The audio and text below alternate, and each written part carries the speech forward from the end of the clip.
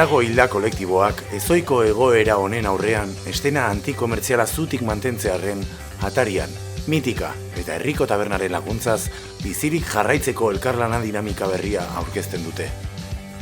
Mitika garagardoak indartuta eta sortze lanetan dagoen teknikari zein bideogilez osatutako atarian plataforma digitalari esker, nafar eszenako hainbat talderen kontzertuak grabatu ditu.